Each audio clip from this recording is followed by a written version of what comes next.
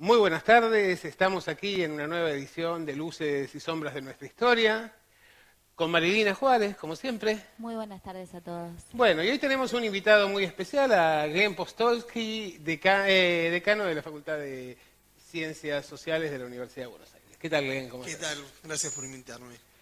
Bueno, la verdad que una semana movida, una semana donde tuvimos de todo, ¿no? Es decir, por un lado, ahora el lanzamiento de las campañas presidenciales, una reincidencia en la represión que parece ser sistemática en la política de este gobierno. No nos sorprende lo que está pasando, tal vez nos sorprende un poco la falta de reacción de parte de los sectores organizados, de la dirigencia. Me parece que hemos visto sectores de izquierda y el movimiento Evita, y no mucho más que eso, y realmente es una situación preocupante porque en realidad parece que muchos estaban esperando casi exclusivamente una definición político-electoral, y mientras tanto para las elecciones generales quedan unos cuantos meses. Sí, habría que ver, ¿no? Si esta idea de construir una campaña no beligerante por parte de la apuesta que está haciendo Unidad Ciudadana los lleva a tomar lugares que se distancian de los núcleos de conflicto. Me parece que sería un error si eso fuera así, porque me parece que esa acumulación termina siendo, como pudimos observar ayer en lo que fue el desalojo de PepsiCo, la presencia orgánica de los partidos de izquierda. Me parece que el peronismo en general no puede renunciar a la presencia en esos conflictos. Eso hablábamos el otro día justamente, ¿no? El tema de que habíamos visto una copia de los consejos del esquema de Durán Barba en la presentación de Unidad Ciudadana, un intento de justamente no beligerante en lo que era el discurso de Cristina, incluso en la composición de la lista, el hecho de prácticamente ocultar o dejar en un lugar marginal a los que eran los que la habían, o muchos de sus referentes en estos 10 años o 13 años de gestión, también muchos que habían quedado fuera de las listas, y si realmente esa era la estrategia más adecuada, la estrategia de, digamos, si uno considera que tiene una década ganada, donde tiene cosas para reivindicar, el hecho de tener que ocultarlos para cambiar de un bandazo tan drásticamente el discurso, hay que ver, bueno, los resultados evidentemente son los que a la postre van a decir si es bueno o es malo, pero me parece que está quedando una especie de vacío en el espacio público, y yo no sé si realmente es bueno para los intereses de la candidatura y de la propuesta. Sí, a mí lo que me parece es que uno puede tener una estrategia comunicacional en una lógica de construcción de campaña. Más allá de esas estrategias, lo que tiene que haber son posiciones que son políticas. Y me parece que la caracterización que rápidamente podemos hacer de la experiencia de estos casi 2 años del gobierno neoliberal llevaría a cualquier construcción opositora a tener definiciones y a ocupar además ese lugar de interpelación. Yo creo que la estrategia comunicacional tratará de volver a enamorar a los sectores medios, a esos sectores que fueron reactivos a lo que implicaba la continuidad de los 12 años de gestión. Pero digo, más allá de esa cuestión, me parece que hay un escenario de lo político que necesita de un discurso fuertemente político, y en donde inclusive la ausencia de la misma CGT refuerza la necesidad del espacio político ocupado por los sectores que creemos que este proyecto lo que lleva es a más represión, a más pobreza, a más exclusión. Me parece que eso no se puede renunciar. Yo lo que creo también, y que me pareció ayer con el tema de la represión a los despedidos de PepsiCo, que viendo la reacción, ¿no?, de solamente el movimiento Evita, de los sectores de la izquierda, la ausencia del PJ, del peronismo, de la CGT, ¿por qué hay esta cuestión de la especulación, ¿no? Si lo van a tomar como que lo hicimos para hacer campaña, ¿no? Cuando realmente lo que importa es, digamos, los derechos del trabajador, defender los derechos de los trabajadores, y más en esta situación de represión tan sangrienta que tuvieron que sufrir ayer, ¿no? ¿Por qué se tiene que especular de esa forma cuando se está en campaña, cuando realmente uno tendría que reaccionar, yo creo que por lógica, mucho más, digamos, en base a sentimientos, a emociones, a sensibilidad social? Porque esto, la verdad, nos va a llevar a un camino de estallido social. Yo ahí también me imagino que hay una lógica frente a lo que implica el poder tan hegemónico mediático, ¿no? Cualquier posicionamiento, que vuelvo a reiterar, me parece que forma parte de la construcción política, teme ser estigmatizado por una construcción mediática que además ayer fue vergonzosa, ¿no? Ayer hubo un relato fijado desde la perspectiva de la patronal, del capital, y hasta una doble victimización de los trabajadores desocupados, ¿no? Entonces me parece que el temor a que ese micromundo mediático lleve a una caracterización en donde supuestamente la figura de Cristina lo que va a hacer es espantar las inversiones, digo, tuvieron estos 2 años inventando lo de las inversiones, y ahora vuelven con lo mismo, ¿no? Vuelven otra vez. Digo, me parece que no puede alejar al kirchnerismo en la expresión que hoy es más, podemos decir en términos de disputa de poder, de mayor presencia en el escenario electoral de la provincia de Buenos Aires, y tampoco el peronismo en términos de esa construcción que va más allá inclusive del kirchnerismo, por fuera de estas discusiones. Me parece que lo que está sucediendo, y podemos hacer una caracterización de este tipo, que la patria comunicacional ha acorralado a la política, y me parece que eso en la coyuntura termina tapando el verdadero rol que debe tener la política. Y las redes y el rol de las redes sociales, ¿no? También cómo se hace política ahí adentro, y se cree que eso, digamos, es el mundo de la política, cuando yo creo que realmente en las redes sociales es la no política, ¿no? Porque uno está hablando con alguien que no conoce, ¿no es cierto? No lo tiene físicamente delante. Sí, lo que demuestra algunos estudios sobre las redes, más que nada que uno habla en una cámara de eco, ¿no? Solo circula y replica dentro del mismo universo que más o menos empatiza, pero ahí no hay un debate de lo público. Es más, el debate de lo público tiende a ser lo más perverso, tiende a ser la cloaca de la política, más que un espacio de reflexión y discusión de ideas. Y que aquello otro que forma parte de algún tipo de discurso, solo va a llegar al quien previamente ya empatizaba o busca en esas redes llegar a ese tipo de mensaje. Me parece que la disputa está en construir otro tipo de interpelación de la política a lo mediático. Sí, se busca simplemente, me parece, reafirmar las propias ideas, los convencimientos y descalificar sistemáticamente al que piensa distinto. Me parece que esto también, hemos perdido la capacidad de escuchar los argumentos del otro, y muchas veces, aunque no piensen igual que nosotros, pueden decir cosas que sumen o que son interesantes. De hecho, veamos simplemente cuál ha sido la puesta en escena que ha tenido, no únicamente Cristina en Arsenal, también la puesta en escena que ha tenido Randazzo, la que ha tenido Massa con Stolbizer. En realidad lo único que hacen es replicar lo que fue aquella presentación de Macri en 2015 en Jujuy, y luego ha reiterado con llamativo éxito. Entonces, vemos que a nivel de la dirigencia hay a lo mejor una fidelidad demasiado extrema en asimilar los discursos, en el hecho de bajar el tono del debate, pero me parece que la conflictividad está latente a nivel de la sociedad, y esa conflictividad que está a nivel de la sociedad y que se ve en la represión, en la caída de los ingresos, en el incremento de todos los indicadores negativos de la sociedad, no se ve corroborada con una participación activa y comprometida de la dirigencia. Yo creo que estamos corriendo un riesgo muy grave, que es la descalificación de la política.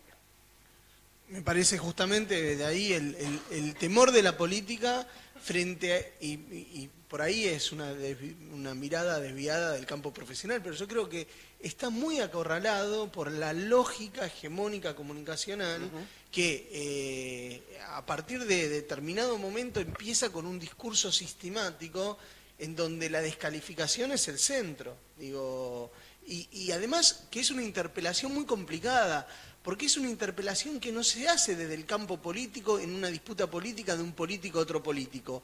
Se lo hace desde ese supuesto lugar diferenciado del periodista que investiga, que el periodista que es independiente, del periodista como si no formara parte de un dispositivo que enuncia y que enuncia desde una lógica claramente antipolítica, ¿no? Y que eso es también, ¿no? Porque lo que desarma es la legitimidad de la política, la legitimidad de la acción política y lo que implica la política como herramienta de transformación. Y yo veo esto, ¿no? Veo no solo los alineamientos tan evidentes de los periodistas, yo que sé, mira la intervención de Víctor Hugo, alternativamente con Cristina y con Randazzo, y me pareció que para algunos periodistas a veces, digamos, el hecho de tomar partido no les resulta muy beneficioso, ¿no? Me parece que... pero no lo digo por Víctor Hugo únicamente, lo digo porque también lo vemos en el espectro en general, y ahora lo que ha sido la introducción de tal cantidad de comunicadores en las listas, ¿no? Que en realidad para la pretensión del periodismo independiente o del periodista que tiene ideas propias y demás, esto ha sido un blanqueo muy marcado.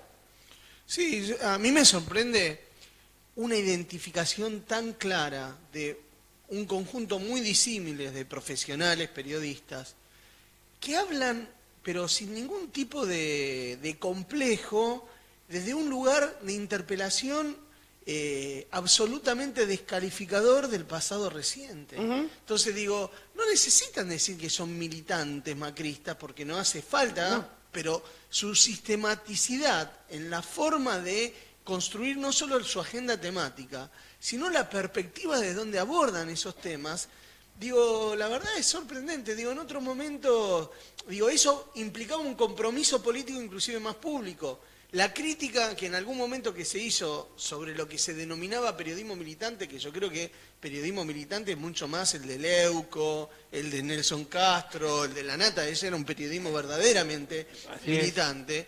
Digo, pero el que se hacía desde el campo popular se asumía desde ese lugar de lo político. A mí me sorprende cómo se construyó un sentido común en donde parece ser una enunciación prepolítica, jamás ellos pensarían, a sí mismos se pensarían como actores políticos a favor de un espacio político. Y sin embargo, son una máquina permanente del discurso estigmatizador del pasado reciente y de producción de una especie de subjetividad política social en donde inevitablemente se orienta y se manipula, en el caso de poder llegar a ese nivel. No lo llegan porque no todos tienen ni siquiera la capacidad y la calidad intelectual para pensarlo en esos términos, pero yo creo que 7 días, 24 horas por cada uno de esos 7 días por semana, es sistemáticamente una construcción que pretende orientar no solo el voto, sino la voluntad. Y eso me parece que es lo que yo creo que hay que poner como también parte de la disputa política, del espacio de la política, del político como aquel militante que tiene esa voluntad de cambiar las relaciones de su sociedad, las condiciones de vida de su sociedad, en donde no debe permitir ese permanente bombardeo y degradación de lo político.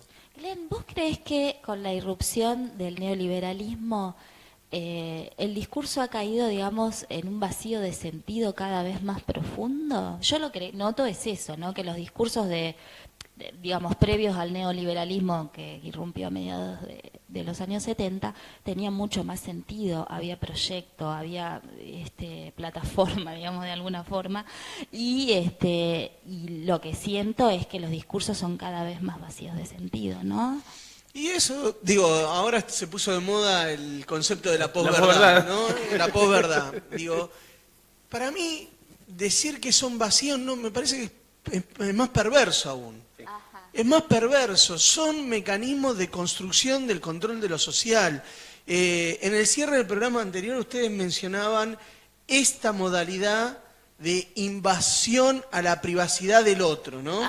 Ahora, claro, es increíble porque no solo se da en el tema de la foto, sino en toda la construcción mediático-judicial, cómo se ha blanqueado algo que antes formaba parte de los subsuelos de la política, que era cómo los servicios de inteligencia juegan. Esas son prácticas de servicio de inteligencia, subir esas fotos. Y eso antes era inaceptable para el mundo de la política, para la construcción de la opinión pública ciudadana, era inaceptable. Y ahora en un programa de televisión en horario central llama un ex agente de inteligencia y se lo pone al aire como si eso formara parte de lo virtuoso. Digo, yo creo que todo eso lo que lleva es a la búsqueda de la apatía, de la anomia y del hastío de lo político.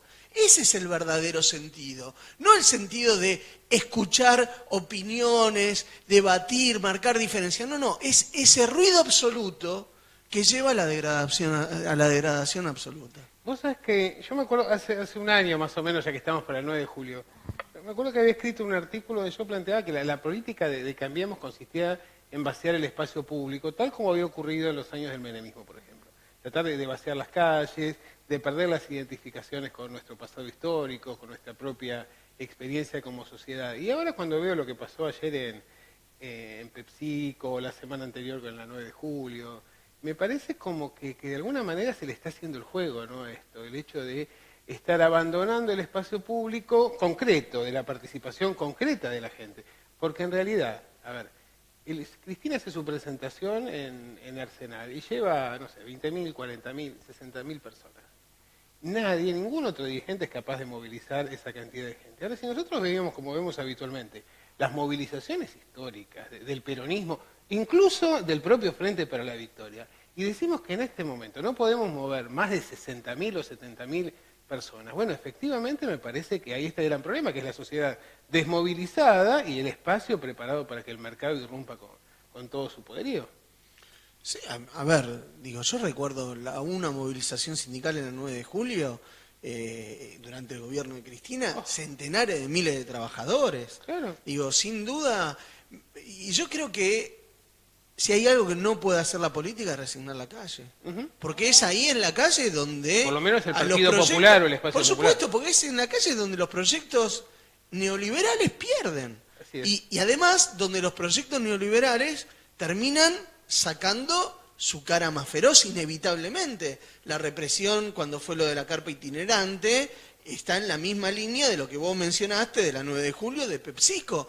Y es inevitable porque en el terreno de la calle, en el terreno de la movilización popular, digo, no hay posibilidad de disputa en ese sentido. Ellos tienen, digo, arman esas plazas como en algún momento, digo, ahí no hay esa vitalidad de la construcción política. Es otra cosa lo que aparece ahí. Vos, disculpame, acordate que cuando asume este gobierno, lo primero que hace es reprimir Cresta Roja y tuvo que volver atrás.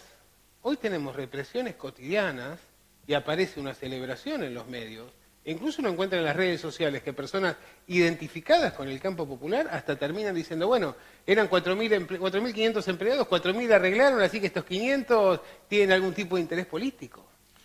Es realmente gravísimo. Es muy grave lo que está pasando, realmente.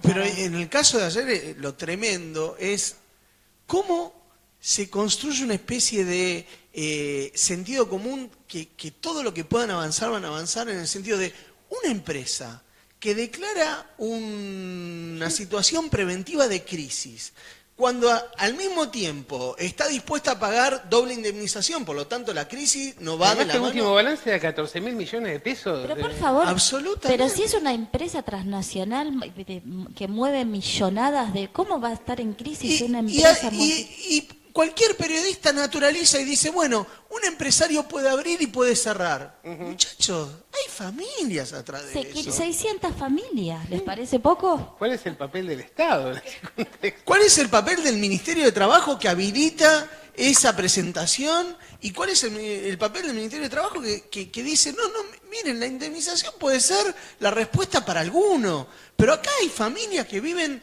de algo que es su tarea cotidiana, ¿no? Bueno, tenemos como primer candidato en la provincia de Buenos Aires, al senador, a un ministro de Educación hasta hoy, o hasta estos días, que había dicho que había que educar para la incertidumbre.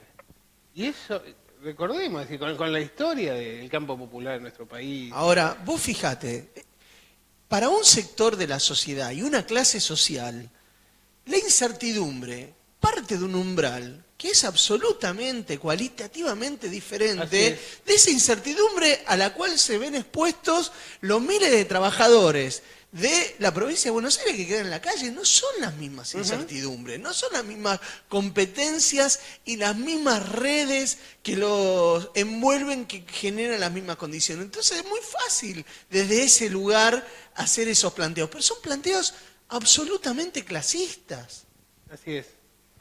Y se plantea también lo que creo que fuertemente el ausentismo del Estado, ¿no? El vaciamiento, la Porque no política. ellos han venido justamente a que el Estado vuelva a ser ese lugar, ¿no? Es un facilitador de negocios, fundamentalmente. Ahora, uno contrasta. El otro día en la Facultad de Sociales estuvo Alberto Rodríguez Sá contando el modelo San Luis. Y uno ve que existen alternativas, no es que tengamos un modelo único. Aquí en nuestro país, en este contexto, existen determinados espacios donde hay un papel activo del Estado, donde se garantiza la vivienda, el alimento, la educación. Y realmente uno se pregunta, ¿qué es lo que nos puede haber pasado para que tengamos que San Luis sea una isla y no la realidad de la Argentina? Sí, yo digo, más allá no solo la experiencia de San Luis, sino yo creo que a lo largo de la década pasada, También. el Estado había ¿Sí? sido protagonista de una serie de condiciones que lo que pretendía era construir un escenario diferente en términos de lo social, en términos del proyecto industrializador. Digo, el Estado argentino había puesto un satélite producido en la Argentina. Y lo vende al exterior. Y lo vende al exterior. Es decir, había un proyecto en donde el Estado era también una dinámica de la construcción de lo social. Ahora, se colonizó cierta mirada en ciertos sectores de la sociedad, en donde lo que hay que, yo creo que forma parte de las apuestas de los proyectos populares, terminar de construir las condiciones para que entiendan de que los procesos no son individuales meritocráticos por sus propias aptitudes y que sin duda la salida en términos de un proyecto social para el país viene de la mano de un Estado que tenga otro rol y no de este Estado propiciador de negocios. Ya que hablamos de la década pasada, Glenn ha tenido un papel importante en todo el proceso de sanción de la comúnmente denominada Ley de Medios, que finalmente fuera borrada por un decreto presidencial. Me gustaría alguna reflexión tuya sobre aquel proceso y cómo concluyó. Yo creo que ese proceso tuvo una condición muy virtuosa, que lo que permitió que lo que hasta un determinado momento era un debate de nichos, de grupos muy específicos, que era un debate por ahí de quienes estudiaban el tema de la comunicación, de periodistas, de sectores de la política que veían en cómo funcionaba el sistema de medios, generaba problemática. La virtud máxima fue que eso llegó con distintas perspectivas y con un trabajo, yo creo, sistemático en contra, pero que inevitablemente tuvo que poner sobre la agenda de discusión el tema del rol que ocupa los actores comunicacionales en las formas de habitar la democracia. Y yo creo que eso fue un gran aporte que se dio a lo largo de todo el 2009 y que formó parte de las discusiones más cotidianas, en cualquier lugar, en la familia, en el trabajo y demás, que permitieron entender de que los medios son actores que construyen no solo discursividades del ocio, sino que inciden en las formas de los vínculos sociales y de las opciones políticas. Yo creo que la Ley de Servicio de Comunicación Audiovisual fue un avance además, porque implicó por primera vez que en Argentina la discusión en torno a los medios tuviera como paradigma la idea del derecho humano, la comunicación como un derecho humano. Y yo creo que la aplicación de la ley tuvo las condiciones que dieron cuenta de las correlaciones de fuerza. Había muchas cosas que la ley traía como promesa que tienen que ser parte de un proceso de construcción y que es histórico más en mediano y largo plazo. Mucho se podía haber hecho más y mucho no se hizo producto de la correlación de fuerza y también de la especulación política de cierta forma instrumental de entender a la comunicación. Nosotros lo debatíamos y lo discutíamos antes y después de la ley. Uno podía haber tenido una lectura de lo que había sido la experiencia del peronismo en su primer y segundo gobierno, del 46 al 55. Ahí se construyó un sistema mediático muy vinculado al poder gubernamental. Y como dijo Perón en el 73, con los medios en contra en el 46 gané, en el 55 con todo el sistema a favor me derrocaron. Pero había en ese contexto, en ese momento histórico, una noción instrumental. Y yo creo que se replicó. Se replicó con el financiamiento a los Spolk y con el financiamiento a esos grupos comunicacionales. Y yo creo que ahí había un error, que había que construir otra forma del debate comunicacional con la irrupción de muchos otros actores. Por supuesto, eso siempre es a muy largo plazo, no era algo que iba a alterar en la discusión coyuntural. Pero creo que a eso había que haberle puesto más esfuerzo y es a lo que hay que orientar y ponerle más esfuerzo a futuro. Qué interesante, ¿no? Lo de la ley de medios. ¿En qué quedó, en qué situación estamos hoy? La ley de medios está vigente, pero hubo una serie de decretos que alteraron absolutamente el sentido de lo que venía a proponer ese articulado legal. Hubo 2 decretos que se firmaron ni bien asumió el gobierno de Macri, que además no nos pueden llamar la atención. No. Fueron devolución de los favores que construyó el sistema mediático para que esa opción política acceda al gobierno. Y esos 2 decretos lo que permitieron es, nuevamente, ir hacia un mapa comunicacional hiperconcentrado, y el ciclo se cierra con lo que pasó hace unos 10 días atrás, que es con el anuncio de la fusión entre Telecom y Cablevisión. Se cierra el ciclo, ¿por qué? Porque el mapa comunicacional concentrado termina posicionando al principal grupo hegemónico, y esto, si hay un monopolio o no un monopolio, no hay que discutir, porque el problema no es monopolio o no monopolio, el problema es cómo una única usina de producción de un tipo de contenido simbólico que construye una forma de sentido pasa a ser una empresa cualitativamente, en términos de dimensiones económicas, tan diferenciada de cualquier otro actor comunicacional, que va a incidir no solo por la producción del contenido, sino por el transporte de esos contenidos y por su lugar, publicidad mediante, para imponer también la forma de las agendas de otros actores. Entonces me parece que este gobierno neoliberal construyó esas condiciones porque hay una sincronía de intereses, porque solo la imposición de estos proyectos políticos, estos proyectos económicos, en la actualidad puede darse con el bloqueo informativo que estos grupos, a su vez, son los que prestan, pero no en términos de contraprestación, sino en términos de sus propios intereses.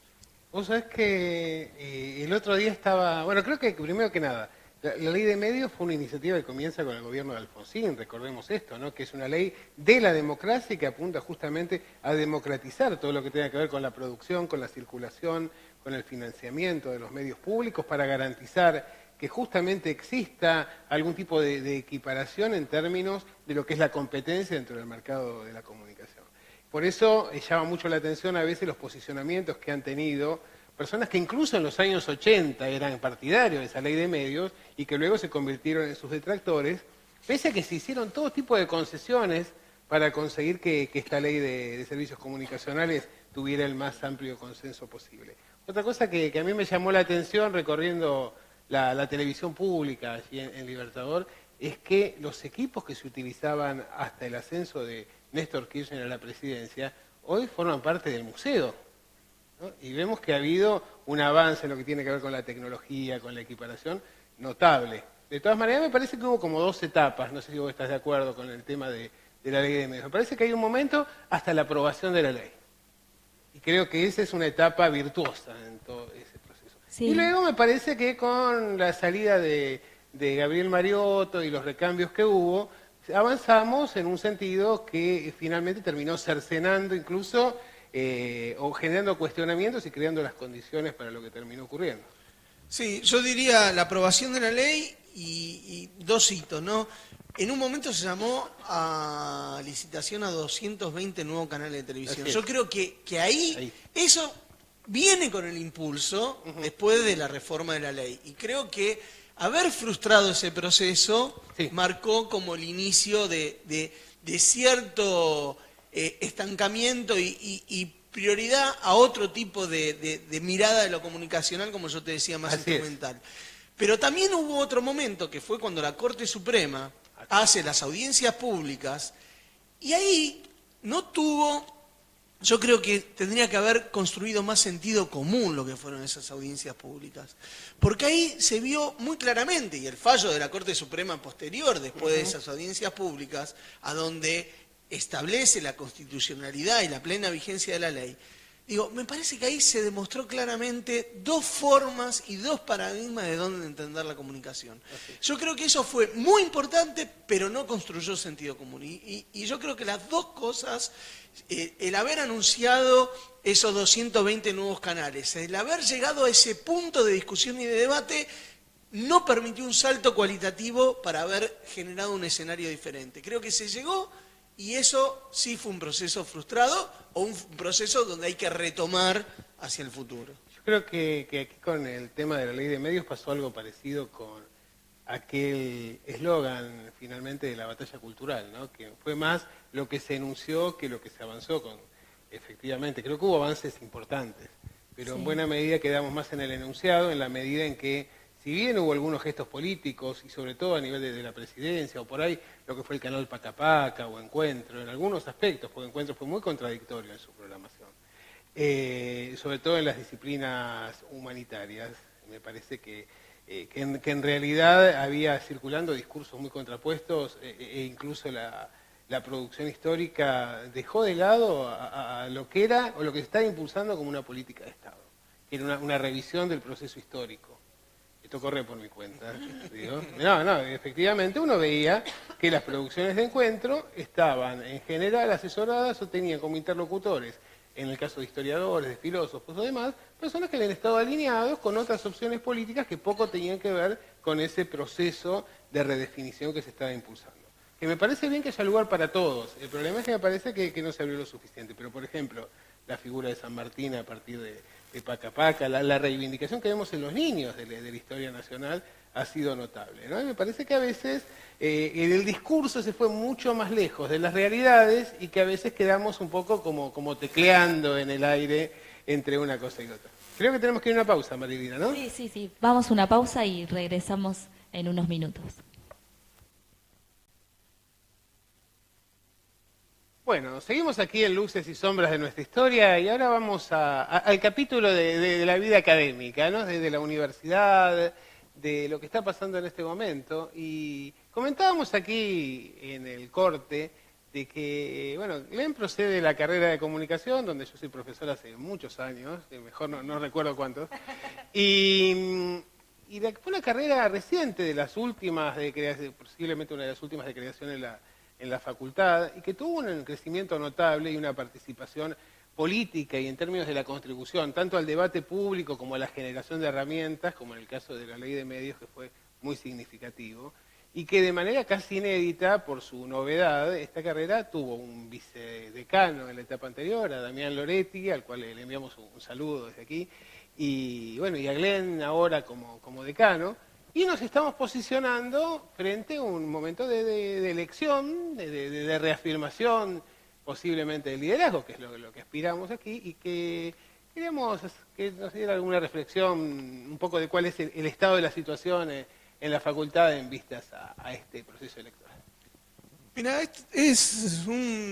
son unas elecciones particulares que se están dando en la facultad, porque no solo lo que vos comentaste del proceso de la carrera, que implicó el crecimiento de un espacio que nos vinculamos originalmente por la pertenencia a la carrera de comunicación, pero también esto va de la mano de un proceso que se dio post-2001, de la construcción de una especie de acuerdo en las facultades sociales de una universidad, de un pensamiento, de un proyecto de universidad, muy vinculado, como decís vos, a la problemática social, al compromiso en la universidad en términos de producción de conocimiento, pero no del conocimiento per se, sino de un conocimiento comprometido con una realidad y para transformar esa realidad.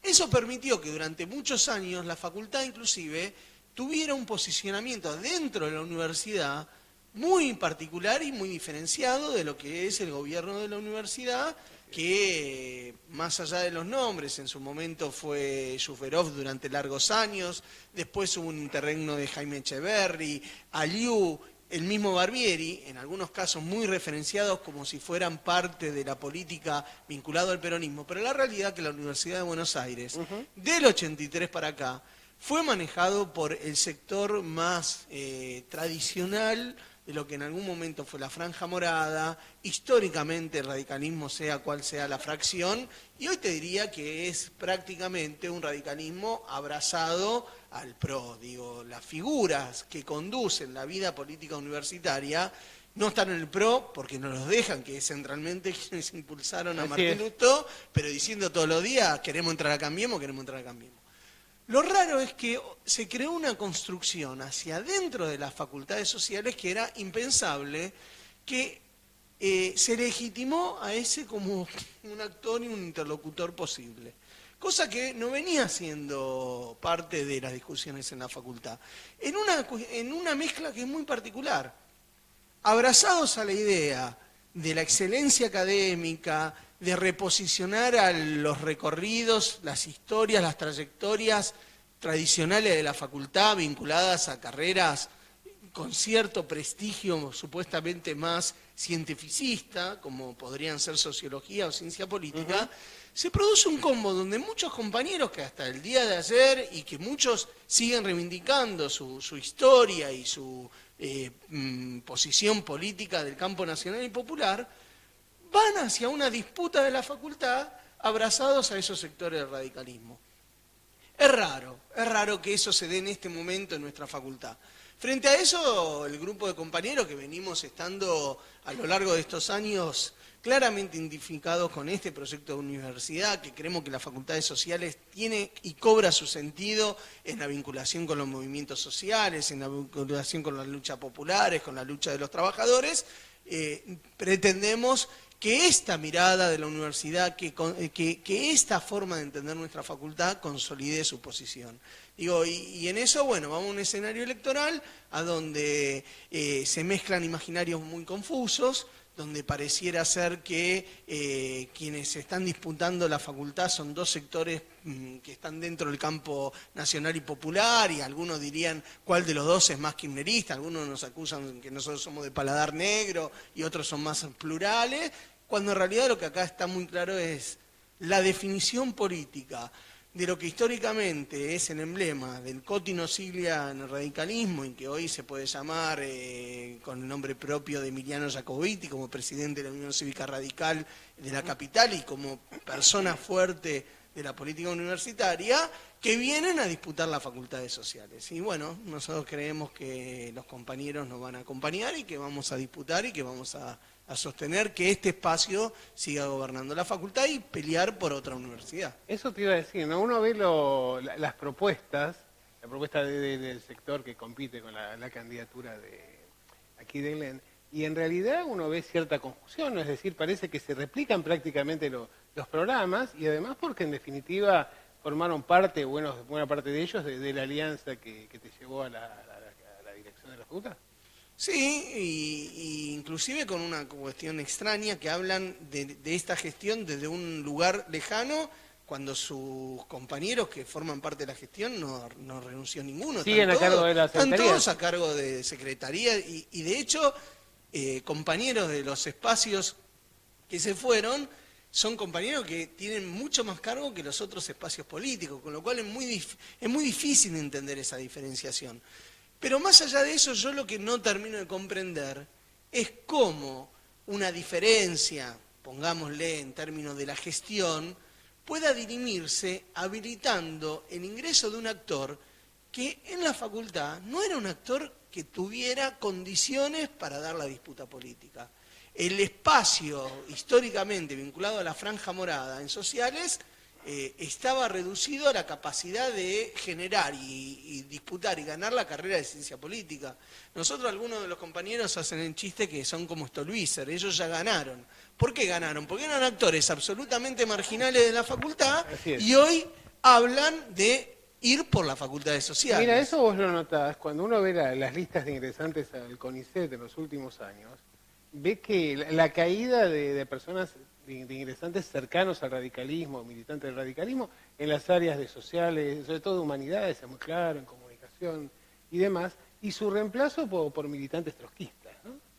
Esa es una alianza llamativa, el hecho de directores radicales con becarios o investigadores trotskistas. Sería un proceso de recambio muy particular que habría que analizar. Pero me parece que hay otra cuestión que acá que está en este juego, que es el tema de la autonomía universitaria y el manejo de los fondos, que me parece que tiene un papel determinante en este tipo de alineamientos. Sí, ahí también hay cuestiones, ¿no? Porque lo que vos haces referencia, el CONICET es el Poder Ejecutivo y las formas de tramitar el ingreso, la permanencia, las relaciones particulares que se dan entre los que evalúan, quienes son los directores, dan cuenta de una especie de cosmogonía que no es la de la universidad pública, no es la de la facultad, no es la de la tradición que la facultad tiene en términos de sus tres funciones, que es educar, investigar y hacer extensión. Digo, son lógicas que, si bien pueden construir y pueden tener sinergias positivas, no replican lo mismo. La universidad, uno de sus principios es la autonomía. Y la autonomía es el ADN de la universidad, el ADN de la facultad, en el sentido de la producción del conocimiento social tiene que estar por fuera de la dinámica de lo meritocrático. Al contrario, tiene que estar puesto en los temas más necesarios para poder generar las mejores herramientas para el cambio de lo social. Y eso no se da en las trayectorias individuales, eso se da en la porosidad que puede tener la universidad y la facultad en la relación con la sociedad, con la incorporación de esos actores sociales, con la necesidad de esos actores que también impulsen hacia qué lugares de producción de conocimiento la facultad tiene que ir. Y eso es un proceso colectivo, inevitablemente colectivo. Históricamente tuvimos siempre un debate, en filosofía y letras sobre todo, y no tanto en sociales tal vez, o porque uno no participó tan activamente, era lo siguiente, ¿no? Existían claramente dos modelos de universidad, un modelo elitista, academicista, que estaba basado en esta idea de una supuesta excelencia, del hecho del saber parcelado y hiperespecializado, estar al día con los debates de las grandes capitales europeas y norteamericanas, pero muy ausente de la realidad nacional, y por el otro lado el modelo que planteaba la idea del compromiso social, de la devolución, de la divulgación, de la formación, de la inclusión. Y había un elemento que era determinante, que era quién paga el sueldo. Es decir, para que financiar carreras, como pretendían algunos que decían, bueno, la universidad tiene el honor de tenerme a mí como profesor, ¿no? Esto no realmente es así. Sí, sabemos que hay muchos casos. Decíamos, ¿quién les paga el sueldo? Porque en definitiva el que te está pagando el sueldo es el obrero, es el trabajador, es quien paga un plan social, te lo pagan con el IVA, te lo están pagando todas esas personas a las cuales vos le negás siquiera mínimamente algún tipo de reconocimiento respecto de cuál es la tarea que desarrollás. Yo creo que hay una dificultad muy grande entre muchos que tienen excelentes capacidades para analizar el objeto cuando lo construyen en el afuera, en la sociedad, que para entender sus propias prácticas y reflexionar sobre su propia lógica en la dinámica de la construcción de las instituciones que componen. Creo que ahí hay mucho para pensar y discutir entre nosotros, porque ese lugar que vos decís, esa construcción subjetiva del lugar que uno ocupa, termina como inclusive distanciando de la verdadera motivación. Uno lee sus trabajos, lee sus posicionamientos y después, cuando eso está puesto en la práctica de su vinculación más inmediata al interior de su equipo de trabajo, en la relación con los estudiantes, en la relación con los sujetos sociales que intermedian y demás, termina construyéndose una especie de distanciamiento y de aislamiento, producto de esto que decís vos. Yo soy el honor para la facultad de tenerme. Y en realidad el honor es poder construir desde este lugar, es muy generoso. Digo, yo soy una persona que estoy absolutamente agradecido a lo que permite la universidad, a ese lugar de poder formar parte de una construcción colectiva que además te alimenta constantemente, que te permite ocupar socialmente un lugar que es privilegiado. Y cómo en algunos eso termina conformando otra mirada Y digo, me parece que tenemos mucho más para discutir y discutir horizontalmente entre nosotros. ¿Esto será una realidad de la UBA o pasará en otras universidades provinciales, regionales? Yo creo que la experiencia de las universidades que se fueron instalando en el conurbano y en algunas regiones es diferente, porque su relación con el territorio también es muy diferente. Pero hay algo en las universidades patricias, para decirlo de alguna manera, la de Córdoba, puedo pensar que puede darse un proceso similar, La Plata en algunos sectores, y en la UBA. La UBA tiene una especie de autoelogio permanente, ¿no? Sí. Todos los premios Nobel que salieron de la UBA, entonces la UBA, y en realidad hay que pensar esos procesos, ¿no? La UBA muchas veces estuvo muy lejos de los procesos populares. La UBA de excelencia de los 60, es la hija del golpe del 55. Entonces digo, hay que pensar mucho qué significan esas cosas. Más aún, lo que te cuesta adecuar la universidad a las demandas actuales, pues crear una carrera nueva o modificar un plan de estudio, cómo han sufrido y se sigue sufriendo. Seguimos. Simplemente, yo me acuerdo cuando hacía, por ejemplo, las presentaciones a los ingresantes en la carrera de historia hace unos años, y recuerdo que le decía, bueno, ustedes van a tener un plan de estudio que es mayor a la edad que ustedes tienen y que se generó cuando no existía internet, donde no existía este universo de las comunicaciones. Ahora, si eso era grave en historia, imagínate lo que pasa en comunicación, donde efectivamente seguimos teniendo un plan arcaico a partir de todas las trabas que se han puesto a los intentos que ha hecho Glenn y un grupo de compañeros para tratar de modernizarlo, de ayornarlo. Sí, nosotros estamos muy activos y conscientes de que la aprobación de la reforma del plan es una necesidad. No es algo del orden de la especulación de lo político. Hay una materia en el plan actual que se llama Taller de Informática, Telemática, Procesamiento de Datos. Digo, que da cuenta de una realidad que no existe más y que cuando se pensó esa materia en los 80 era el futuro, pero no, el futuro fue otra cosa. El futuro hoy es el teléfono celular, que es un dispositivo que da cuenta de un montón de dimensiones. O que tengan que tener una tesina escrita, gente que a lo mejor se va a dedicar a los medios gráficos, no a los medios gráficos, sino a los medios visuales o interactivos o lo que fuera. Entonces digo, sin duda que eso, y la verdad que la universidad en ese sentido todavía funciona de forma muy estamental y hay miradas políticas de muy corto,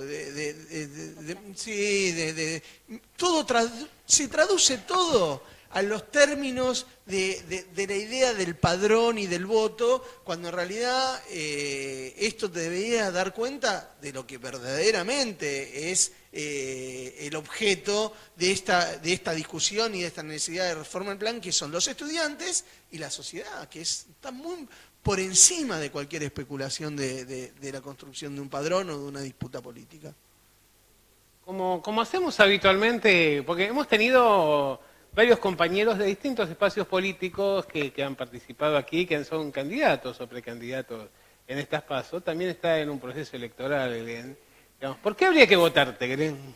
A vos y a la propuesta que encabezás. Circunstancialmente es mi nombre, pero en realidad yo creo que hace muchos años en la facultad, en la carrera, construimos un espacio que es muy diverso, muy plural, inclusivo de muchísimas experiencias y que pone a la idea de la universidad en el centro de la construcción del ámbito del conocimiento a favor de los intereses de las mayorías populares. Me parece que nosotros tratamos de interpretar nuestro lugar en la sociedad en términos de generar herramientas para construir un país más justo. Y me parece que dimos cuenta de esas experiencias en nuestra forma de entender la política, en nuestro posicionamiento, en los debates y en nuestras apuestas. Digo, el Consejo Directivo de la Facultad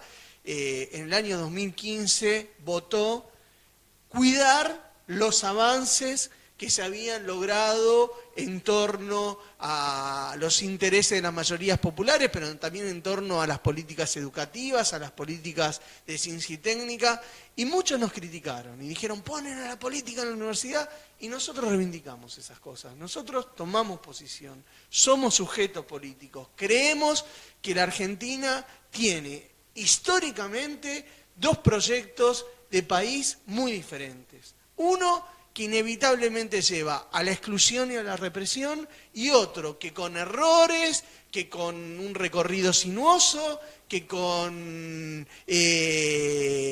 interrupciones en términos de una linealidad, sin duda tiene que ver con la construcción de la justicia social. En esos proyectos populares, populistas o como quieran llamarlos, ahí vamos a estar nosotros. Mira, yo creo que hablar de una universidad sin política en realidad no lleva un modelo profesionalista, pero poco tiene que ver con el espíritu de la universidad en términos del proyecto nacional. Ahora, para los que les gusta el otro modelo o el otro escenario, digamos, ¿cuáles han sido los logros principales de la gestión? Mirá, nuestra facultad tiene un doctorado en Ciencias Sociales que tiene la mayor calificación, que ha tenido a lo largo de estos años una política muy activa, tenemos más de 700 doctores, tenemos una política de posgrado que hace que todas las maestrías sean gratuitas para todos los graduados de la facultad, generamos un sinnúmero de espacios de discusión y de debate. En nuestra facultad estuvo García Linera, en nuestra facultad funciona el Comité Permanente por la Liberación de Milagros Salas, producimos publicaciones de muy alta calidad como la revista Sociedad, y tenemos que hacer muchas más cosas, sin duda, pero no es que dejamos de lado. Digo, la excelencia no es una discusión para nosotros. La excelencia es lo que se construye en términos colectivos, no es a donde uno tiene que llegar después de haber sido evaluado por tres grandes dignatarios de la ciencia. Yo voy a nombrar otro logro ahí que ha quedado y me parece que es muy reivindicado por las demandas de los estudiantes que antes estaban obligados a transitar de sede en sede, ¿no? Que es ese edificio único tan maravilloso que se ha construido. Sin duda, y eso fue producto de la movilización de toda la comunidad académica, producto de un gobierno nacional en ese momento que estuvo dispuesto a llevar adelante esa inversión y de una decisión política nuestra.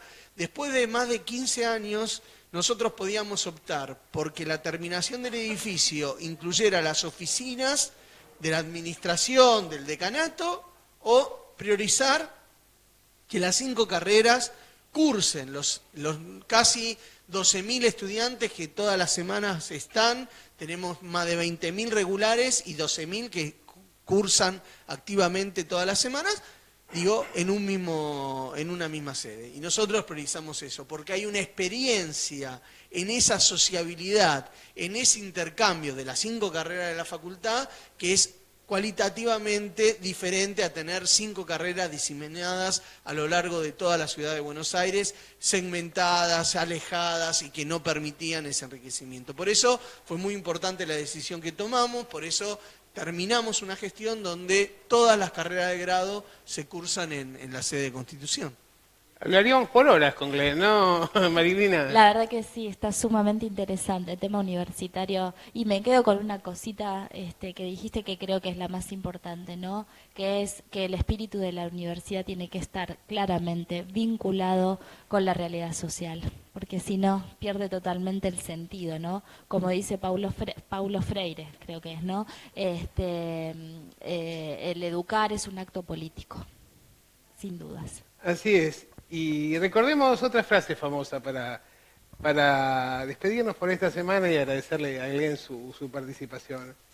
¿Te parece que la educación es cara? Probá con la ignorancia. Chau, hasta la semana que viene en Luces y Sombras de nuestra.